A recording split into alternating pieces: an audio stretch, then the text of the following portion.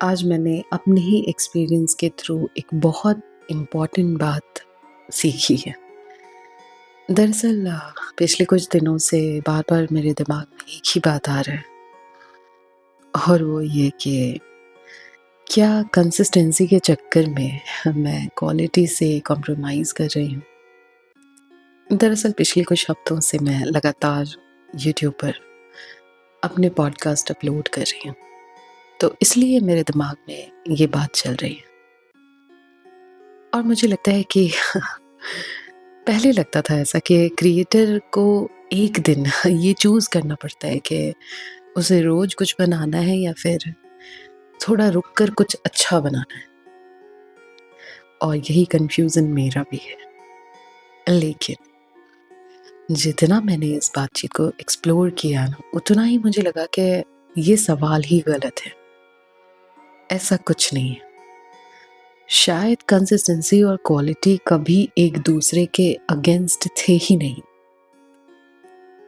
और अगर मैं इसको आपको नॉर्मल एग्जाम्पल से समझाऊँ, तो वो इस तरह के, अगर एक टीचर बहुत अच्छा पढ़ाता है, उसके पास बहुत नॉलेज है, लेकिन महीने में सिर्फ 1 दिन वो स्कूल जाता है, तो क्या सिर्फ उसकी क्वालिटी काफ़ी है?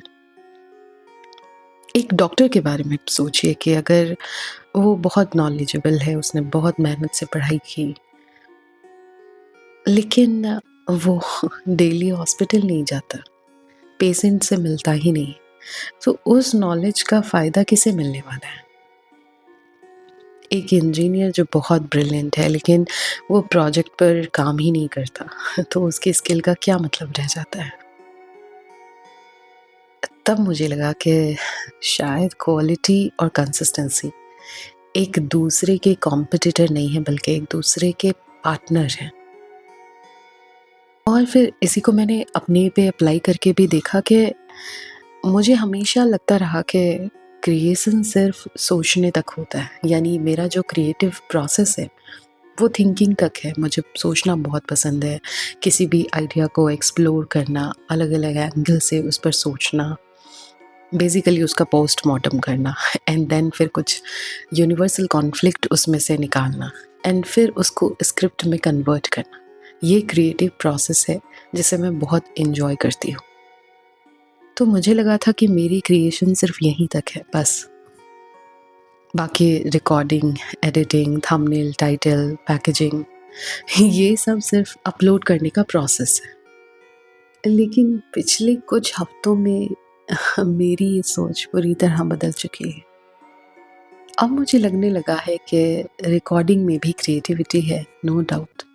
एक ही सेंटेंस को कैसे बोलना है, कहाँ पॉज़ लेना है, कहाँ आवाज़ धीमी करनी है, कहाँ हल्का सा स्माइल करना है, ये सब भी क्रिएशन ही है। फिर टाइटल, थंबनेल, पैकेजिंग, ये सब सिर्फ मार्केटिंग नहीं है, ये भी एक क्रिएटिव डिसीजन है जो मैं लगातार ले रही हूँ। तो मैं खुद से पूछती हूँ, अगर मैं व्यूअर होती तो किस टाइटल पर रुकती, किस थंबनेल पर क्लिक करती हूँ, कौन सी लाइन मुझे सुनने पर मजबूर कर देती है। और ये सब एक्सपेरिमेंट के बाद मुझे रियलाइज़ हुआ कि मैं क्वालिटी और कंसिस्टेंसी की लड़ाई लड़ ही नहीं रही थी। मैं दरअसल क्रिएशन और पब्लिकेशन, इनको अलग समझ रही थी, जबकि शायद पब्लिकेशन भी क्रिएशन का ही एक्सटेंशन पार्ट है। अगर मेरी बात किसी तक पहुंच ही ना पाए तो क्या होगा? तो मेरा क्रिएटिव प्रोसेस कंप्लीट कैसे हुआ? और शायद इसीलिए अब मुझे रिकॉर्डिंग भी उतनी ही इम्पोर्टेंट लगने लगी है। पैकेजिंग भी इम्पोर्टेंट है, टाइटल, थंबनेल, सब कुछ। और ऐसा नहीं है कि अब मुझे अपने आइडिया पर काम करना पसंद नहीं। अभी भी मुझे सबसे ज़्यादा मज़ा आइडिया को एक्सप्लोर करने में आता है, और उसमें शायद कभी कोई बदलाव होगा भी नहीं। लेकिन अब मुझे ये भी समझ आ रहा है कि सिर्फ क्रिएट कर लेना काफ़ी नहीं है। उस क्रिएशन को किसी तक पहुंचाना भी उसी प्रोसेस का हिस्सा है। और शायद इसी रियलाइजेशन ने मेरी कंसिस्टेंसी और क्वालिटी की पूरी डेफिनेशन बदल कर रख दी।